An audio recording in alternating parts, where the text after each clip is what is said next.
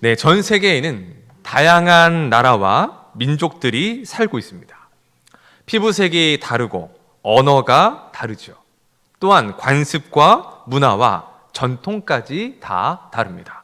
하지만 한 가지의 공통점이 있다면 그것은 혈통과 족보를 중요하게 생각한다는 것입니다. 자, 우리나라도 혈통과 족보에 대해서라면 둘째가라면 서러울 나라일 것입니다. 얼마나 혈통, 이 족보를 중시하는지, 집안에 뼈대가 있느냐, 뼈대가 없느냐를 매우 중요하게 여긴다는 것입니다. 이번에 노벨 문학상을 받은 작가의 이름이 한강입니다. 그 아버지도 작가이신데 소설가 한승원 씨입니다.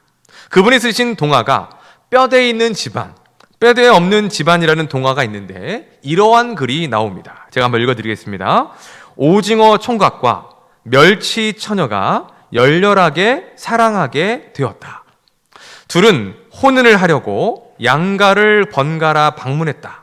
오징어 가문에서는 멸치가 체구는 작아도 뼈대가 있는 집안이니 그 집 주수를 한번 얻어보자며 환영을 했다. 그런데 멸치 가문에서는 예로부터 뼈대 없는 집안 사람들은 지조가 없어요 라고 하며 반대했다. 거절당한 오징어 집안은 그래도 자신들은 먹글 씻을 먹통이 있는 선비 집안이라며 애써 멸치 집안을 무시한다 라고 하는 글이 나옵니다. 자, 결국 오징어 총각과 이 멸치 처녀의 사랑은 이루어졌을까요? 안 이루어졌을까요? 안 이루어졌습니다. 뼈대 있는 멸치 집안이 뼈대가 없는 집안이라고 오징어 총각을 반대했기 때문입니다.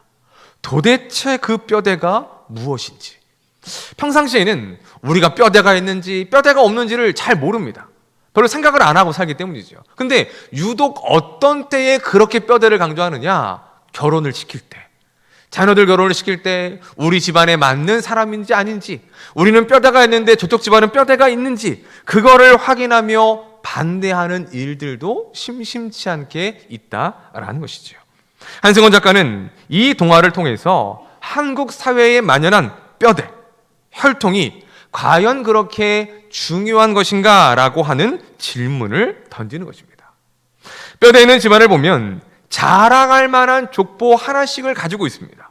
조상들 중에 이름만 대면 알만한 위인들이 한두 명씩은 있다는 것이죠. 그래서 그러한 족보와 혈통을 어떻게 사용하느냐? 자신을 드러내고 자신을 자랑하는 데 사용한다는 것입니다. 내가 누구의 후손이다, 내가 누구누구의 몇 대 손이다 라고 하며 과거의 조상을 통해서 자신의 배경을 삼고 자신을 자랑하는 데에 사용한다는 것입니다. 그것이 세상의 혈통과 족보를 중요시 여기는 가장 큰 이유일 것입니다.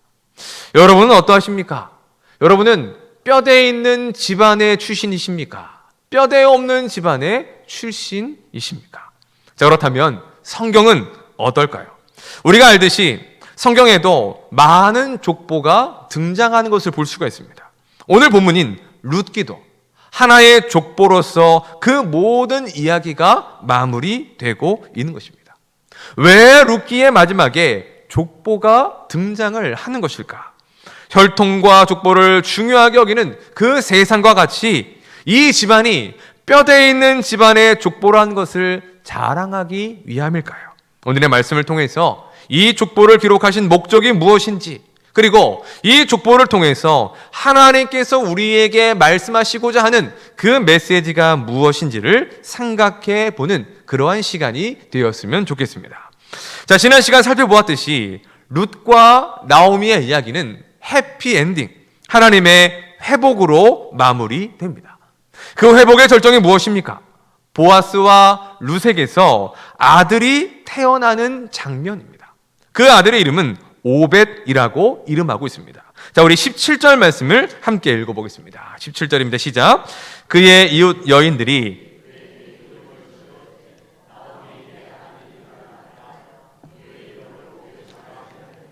그는 다윗의 아버지인 이새의 아버지였더라. 아멘. 자, 오벳이라는 이름의 뜻은 섬기는 자 또는 예배자라는 뜻을 가집니다.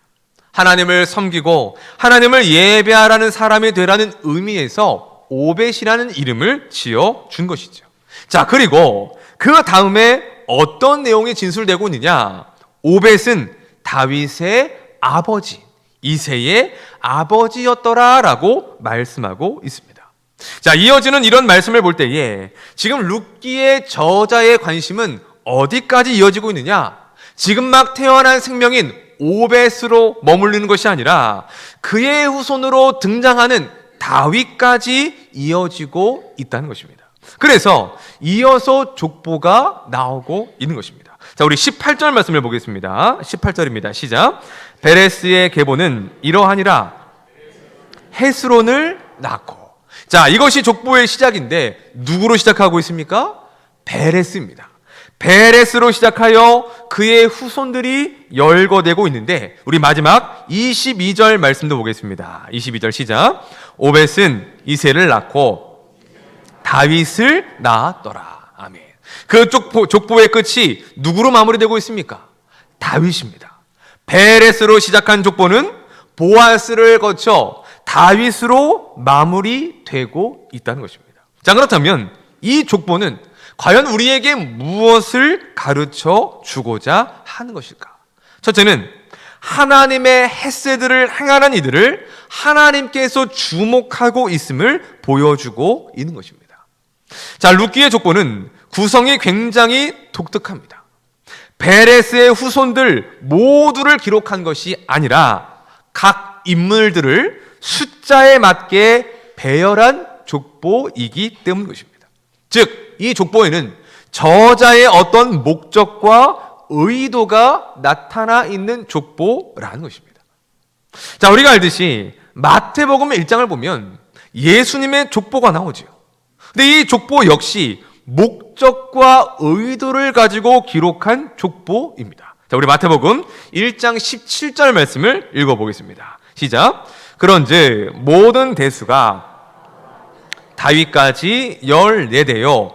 다윗부터 바벨론으로 사로잡혀 갈 때까지 14대요. 바벨론으로 사로잡혀간 후부터 그리스도까지 14대더라. 아멘. 자, 이 족보가 강조하는 것이 무엇입니까? 14대라는 숫자입니다. 아브라함부터 다윗까지 14대, 다윗부터 바벨론까지 14대, 바벨론 포로 이후부터 예수님까지 14대.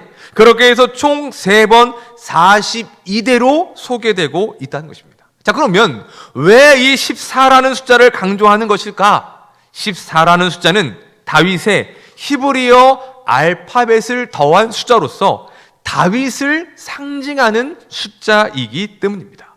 그렇게 해서 이 14라는 숫자를 3번을 사용함으로 예수님이 완전한 다윗의 후손이시고 유대인의 왕으로서 이 땅에 오셨다라는 것을 강조하기 위함이라는 것입니다. 지금 본문에 나오는 룻기의 족보도 그렇습니다. 이 족보를 보면 모두 10명이 등장을 합니다. 첫 번째가 베레스입니다. 그리고 7번째가 누구이냐? 보아스입니다. 그리고 마지막 10번째가 바로 다윗이라는 것이죠. 성경에서 중요한 의미가 있는 숫자 7에 보아스를, 그리고 숫자 10에 다윗을 맞춤으로 보아스와 다윗을 강조해주고 있는 족보인 것입니다. 자, 이 부분에 대해서 한 신학자는 이렇게 말을 합니다. 이 족보는 헤세드를 베푼 보아스와 그의 자손을 부각시키는 데에 목적이 있다. 그렇게 함으로 이 족보는 보아스와 룻의 이야기를 개인적인 차원에서 이제는 국가적인 차원으로 끌어올리는 효과를 발휘한다라고 주장을 합니다. 보아스는 사사시대에서 룻과 나오미에게 개인적으로 그들에게 헤세드를 베푸는 인물로 나타납니다. 그들의 삶을 회복시키는 헤세드를 베푸는 인물로 나타나고 있다는 것이죠. 다윗도 그러한 보아스와 같다는 것입니다. 사울의 불순종으로 매우 혼란했던 당시의 이스라엘의 상황을 정리하고 하나님의 헤세드를 베푸는 자로서 다윗을 강조하고 있는 것입니다. 하나님께서 보아스를 통해 룻과 나오미의 삶에 하나님의 헤세드를 베풀도록 하셨다면, 이제 하나님은 다윗을 통해 국가인 이스라엘에 하나님의 헤세드를 베푸실 것을 기대하게 만든 것입니다. 그리고 더 나아가면 이 족보는 결국 누구를 향하게 됩니까? 예수님을 향하게 되는 것입니다. 다윗이 이스라엘이라는 한 나라의 헤세드를 베푸는 인물로 나온다면, 예수님은 죄악으로 물든 온 세상과 온 인류에게 헤세드를 베푸시는 분이시라는 것, 바로 그것을 나타내고 있다는 것입니다. 그러한 차원에서 룻기의 족보는 헤세드를 행하고 있는 보아스와 다윗을 강조하며, 하나님은 그러한 삶을 살아가는 이들을 주목하고 계신다라는 것을 우리에게 가르쳐 주고 있는 것입니다. 자, 그런가 하면 두 번째 이유는, 이 족보에는 하나님의 은혜가 녹아져 있다라는 것을 가르쳐 주고 있습니다. 자, 다시 본문의 족보를 잘 살펴보도록 하겠습니다. 자, 처음 나오는 사람이 누구지요? 베레스이죠. 일곱 번째는요, 보아스. 그리고 마지막에 누구입니까? 다윗이 나옵니다. 베레스, 보아스, 다윗이 중점이죠. 자, 그런데 무엇인가 이상하지 않으십니까? 이 룻기 전체의 이야기와 함께 더불어 생각하면서 이 족보를 보면 뭔가 이상하다라고 하는 점을 발견하셔야 합니다. 뭐가 이상하냐? 이 족보가 보아스의 족보라는 것이 이상한 것입니다. 자, 앞서 우리는 4장에서 보아스보다 앞선 기업 물음의 책임을 가진 아무개라고 등장하는 인물을 보았습니다. 그 아무개는 기업 물음의 그 일들을 포기하죠. 왜 포기합니까? 자신에게 손해가 되기 때문입니다. 돈을 들여 그 땅을 물렸는데 그 땅이 내 땅이 되는 것도 아니고, 룻을 아내로 얻는다 하여도 그 아들이 내 아들이 아니게 되기 때문입니다. 그래서 손해가 된다, 이건 내가 할 게 아니다라고 포기를 한다는 것입니다. 자, 근데 그건 보아스도 마찬가지입니다. 룻과의 사이에서 낳은 아들이 보아스의 아들이 될 수가 없습니다. 엘리멜렉 집안에, 또한 룻의 첫 번째 남편인 말론의 아들로서 나타나야 한다는 것입니다. 그렇기 때문에 보아스의 족보가 아니라 누구의 족보가 되어야 되는 겁니까? 말론의 족보가 나와야 한다는 것입니다. 그런데 성경은 어떻게 말씀하고 있습니까? 보아스와 룻이 낳은 아들 오벳이 보아스의 족보에 들어가 있음을 말씀해 주고 있습니다. 그가 보아스의 아들이자 다윗의 할아버지로 나타나고 있다는 것입니다. 자, 그렇다면 이런 문제를 우리는 어떻게 설명할 수 있을까요? 말씀을 준비하면서 정말 많은 책과 자료들을 찾아보았습니다. 왜 이 족보에 보아스 이름이 들어가 있을까? 왜 오벳이 보아스의 아들이 되어야 될까? 그 질문을 가지고 책들을 찾아봤는데 이 부분을 언급하는 책들이 많지 않았습니다. 아주 간단하게 서술하거나 정말 궁금한 내용에 대해서는 아예 언급하지를 않고 교묘하게 넘어가는 책들이 너무나 많았습니다. 그 모든 것들을 제가 보면서 내린 결론은 하나였습니다. 그것은 바로 하나님께서 그렇게 행하셨다라는 것입니다. 곧 하나님께서 룻과 오벳을 통째로 보아스의 가게로 편입을 시키셨다라는 것이죠. 하나님이 받아주셨고 하나님이 인정해 주셨다라는 것입니다. 하나님이 하셨다라고 밖에는 도무지 설명할 길이 없다라는 것이죠. 우리는 그것을 이렇게 표현합니다. 하나님의 은혜이다. 도무지 설명할 수 없는, 아무리 이유를 생각해봐도 이유가 떠오르지 않는, 그러나 하나님이 행하시는 그 모든 일들에 대해서 우리는 하나님의 은혜라고 말할 수밖에 없다는 것입니다. 자, 이와 같은 경우가 성경에서 또 나옵니다. 바로 유다와 다말의 경우입니다. 다말은 유다의 첫 번째 며느리입니다. 첫째가 하나님 앞에 죄를 범해 죽었고, 둘째 아들이 그 형수에게 들어가 후사를 낳아 주어야 되는데 둘째가 불순종해서 죽게 됩니다. 그래서 결국 다말은 창녀로 변장을 내서 시아버지인 유다에게로 들어가게 된 것입니다. 그렇게 해서 쌍둥이를 낳는데 그 쌍둥이가 베레스와 세라입니다. 오늘 족보의 시작인 베레스가 바로 유다와 다말 사이에 낳은 아들인 것입니다. 자, 그러면 생각해 보겠습니다. 베레스는 유다의 아들이 되어야 합니까? 유다의 손자가 되어야 합니까? 기업 물음의 원칙으로 보면 아들이 아니라 손자가 되어야 합니다. 왜냐하면 다말이 아들의 며느리이기 때문이라는 것이죠. 하지만 성경은 베레스를 유다의 아들로 인정하고 있다는 것입니다. 이것도 쉽게 이해될 수가 없는 부분 중에 하나입니다. 아까 말씀드렸듯이 하나님께서 인정해 주셨고 하나님께서 받아주셨기 때문에라고 설명할 길이 없다는 것이죠. 보아스와 룻 사이에서 낳은 오벳도 바로 그와 같다는 것입니다. 자, 그런데 여기서 놀라운 점이 하나 있습니다. 이미 룻기 안에서 오벳이 보아스의 아들이 될 것을 암시하는 언급이 등장한다는 것입니다. 자, 우리 룻기 4장 12절 말씀을 함께 읽어보겠습니다. 4장 12절입니다. 시작. 여호와께서 말미암아 내게 상속자를 주사 유다에게 낳아준 베레스의 집과 같게 하시기를 원하노라 하니라. 아멘. 자, 이것은 기업 물음의 증인이 되었던 장로들의 축복의 말입니다. 어떻게 축복하고 있습니까? 이 룻으로 말미암아 보아스 너의 집이 다말이 유다에게 낳아준 베레스의 집과 같게 되기를 원한다라고 축복하고 있습니다. 이 말은 유다가 다말을 통해 낳은 아들이 그 아들 베레스가 유다의 아들로 인정되었듯이 보아스가 룻을 통해 낳은 아들도 다름 아닌 보아스의 아들이 되기를 원한다라는 의미의 말인 것입니다. 장로들이 그렇게 축복을 했고 하나님께서도 그것을 인정해 주시고 받아들여 주신 것입니다. 이것이 무엇을 의미하는 것입니까? 바로 하나님의 은혜라는 것을 보여주고 있는 것입니다. 받아들여질 수 없는 일을 받아주시는 은혜, 인정받을 수 없는 자를 인정해 주시는 하나님의 은혜가 바로 이 보아스의 족보 안에 녹아져 있다라는 것을 보여주고 있다는 것입니다. 도저히 설명할 길이 없고 이해할 수가 없는 그야말로 하나님이 행하신 하나님의 은혜라고밖에 말할 수 없는 대목이 바로 이 족보 안에 나타나고 있다는 것입니다. 사랑하는 성도 여러분, 우리도 그렇지 않습니까? 우리가 지금은 하나님을 아버지라 부르고 있는 하나님의 자녀로 살아가고 있습니다.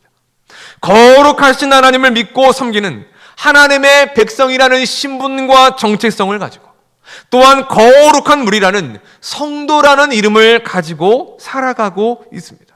그런데 우리에게 그럴 만한 자격이 있습니까? 그러한 이름과 그러한 영광과 그러한 신분과 그러한 정체성을 가질 만한 그러한 자격이나 그러한 공로나 그러한 배경이 우리에게 찾아볼 수 있습니까? 아무것도 없습니다. 우리는 그저 죄인일 뿐입니다. 선한 것이 하나도 없고 거룩한 것이 전혀 없는 하나님이 우리를 보실 때에 사랑할 만한 우리의 입장에서 하나님의 사랑을 받을 만한 그 어떠한 모습도 없는 것이 죄인된 우리의 모습이었습니다.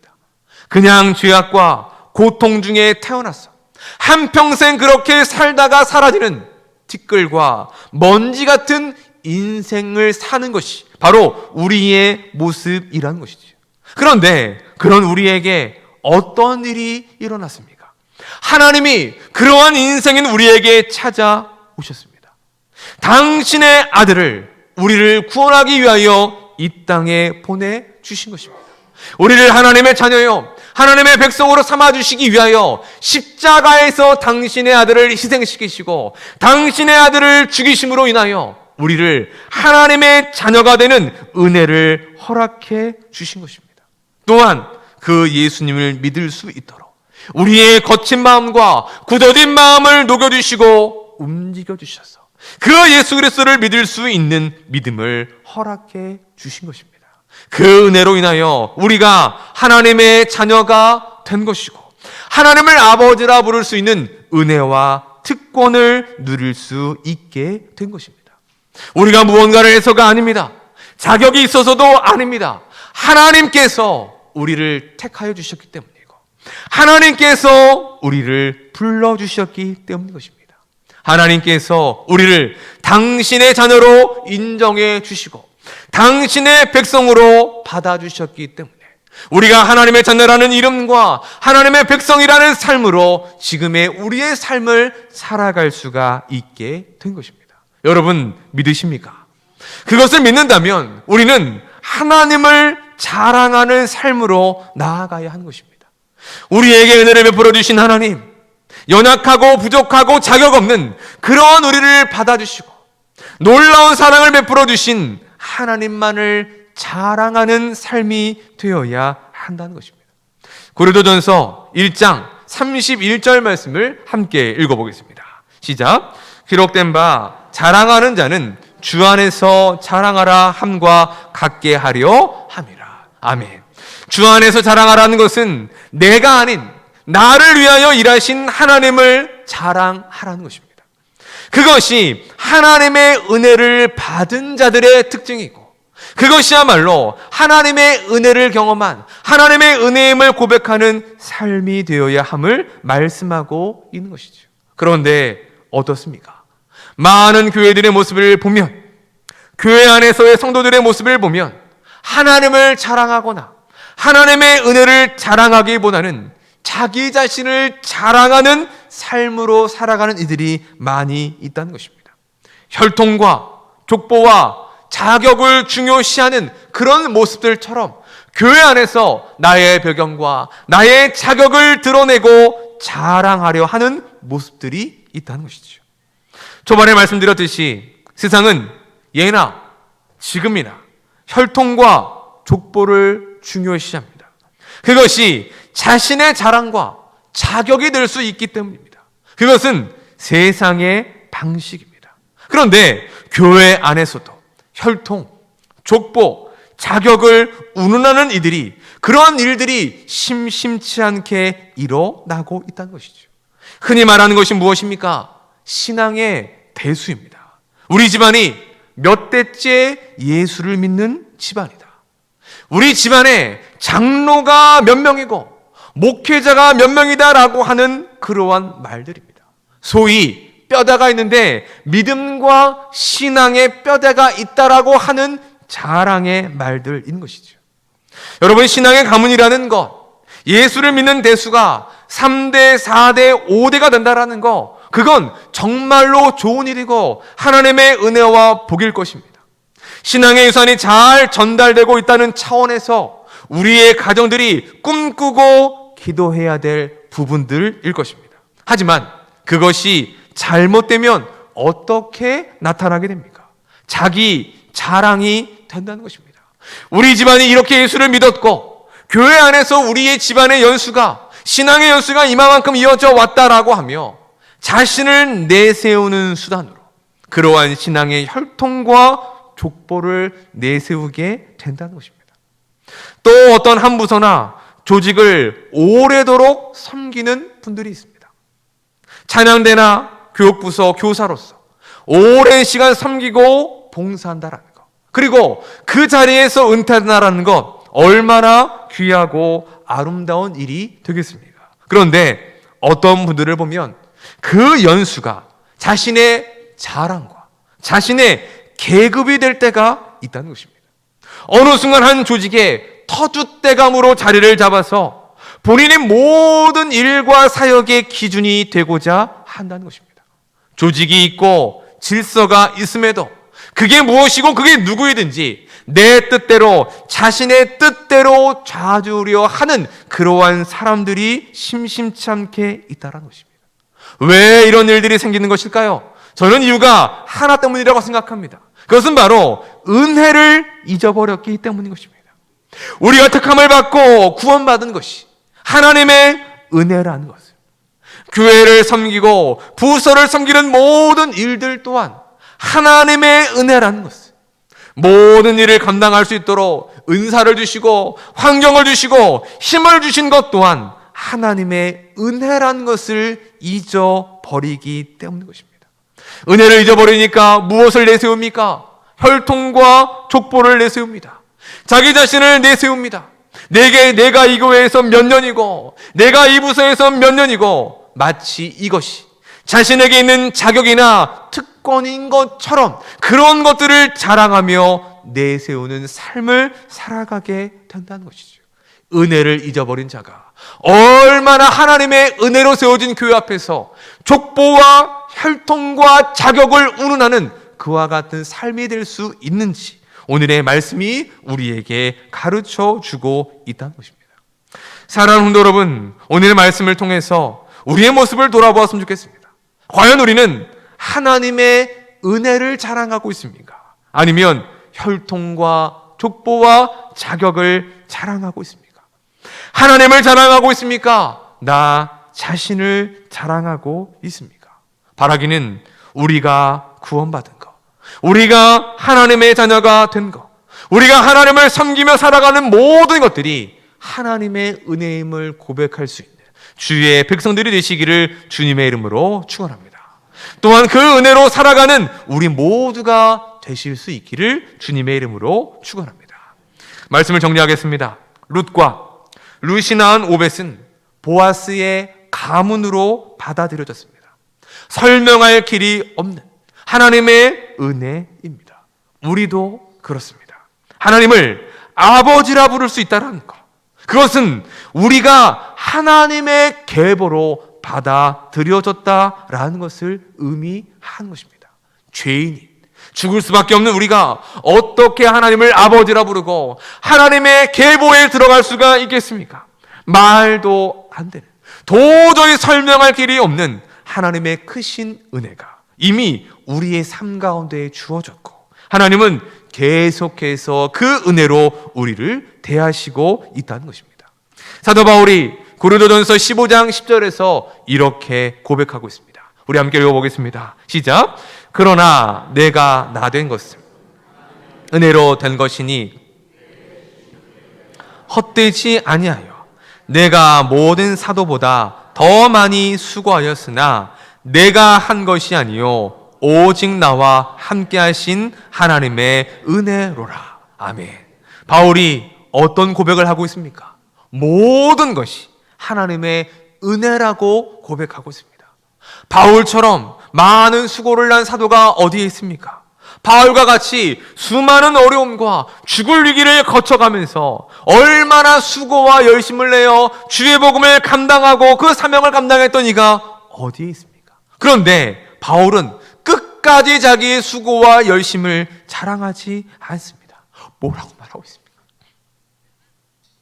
내가 한 것이 아니요, 내가 한 것이 아니요 오직 하나님의 은혜로다라고 고백하고 있다는 것입니다. 이 고백이 바로 우리의 고백이 되기를 주님의 이름으로 축복합니다. 하나님의 은혜로 새로운 삶을 시작한 우리는 은혜로 시작하여 은혜로 마무리되는 삶으로 나아가야 합니다.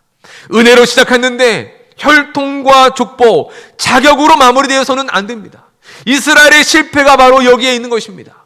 이스라엘의 잘못됨이 바로 여기에 있는 것입니다. 은혜로 구원받고 은혜로 하나님의 백성이 되었는데 어느 순간 혈통을 자랑하고 족보를 자랑하고 자격을 자랑하는 그러한 일들로 나아갔기 때문에 그들의 삶이, 그들의 나라가 실패하고 만 것이지요. 내 자랑이 아닌 하나님을 자랑해야 한다는 것입니다. 은혜로 시작했기에 은혜 안에 살며 은혜로 마무리된 것, 바로 그것이 모든 것이 하나님의 은혜로라고 말하고 있는 바울의 고백이며 우리의 고백이 되어야 하는 것입니다. 사랑하는 성도 여러분, 모든 것이 하나님의 은혜임을 잊지 마십시오. 지금도 하나님께서 우리에게 감당할 수 없는, 설명할 수 없는 크신 은혜를 베풀고 계심을 확신하십시오. 그런 믿음으로 하나님의 헤세드를 베푸는 삶을 살아갈 수 있기를 주님의 이름으로 축원합니다. 또한 하나님께도 받은 은혜를 다른 이들에게도 베풀고 나누며 살아갈 수 있는, 그리하여 하나님이 기억하시고 하나님이 주목하시는 하나님의 모든 백성들이 되시기를 주님의 이름으로 간절히 축원합니다. 이 시간 함께 들은 말씀을 생각하면서 찬양 하나 하고 기도하도록 하겠습니다. 우리 은혜라는 찬양입니다. 우리 함께 말씀과 또한 우리 가사를 생각하면서 함께 고백하도록 하겠습니다.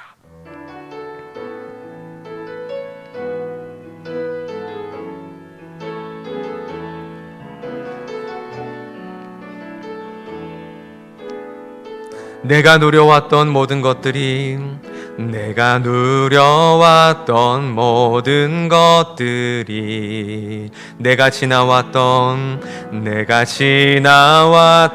모든 시간이, 내가 걸어왔던 모든 순간이, 걸어왔던 모든 순간이 당연한 것 아니라 은혜였소. 아침 해가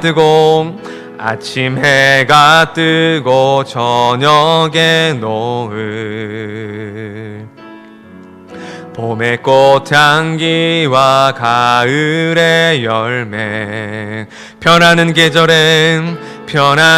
계절의 모든 순간이 당연한 것 아니라 은혜여. 모든 것이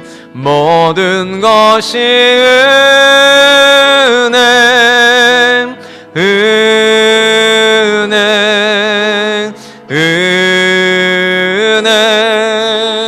한없는 은혜. 내 삶에 당연한 것 하나도 없었던 것을, 모든 것이 은혜였소. 내가 이 땅에 태어나 사는 것, 어린아이 시절과 지금까지 숨을 쉬며 살며 꿈을 당연한 것 아니라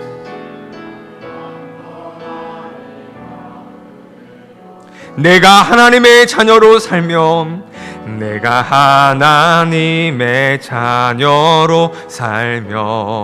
오늘 찬양하고 예배, 복음을 전할 수 있는 축복이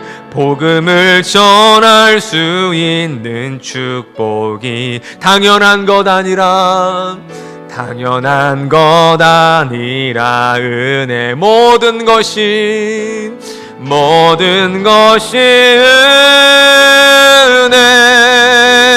은혜,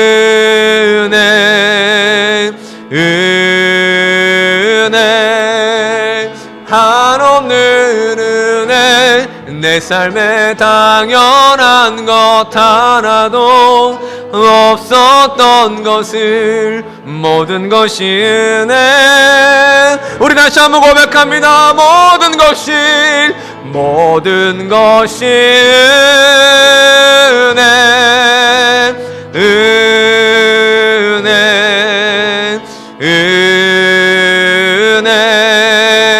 한없는 은혜.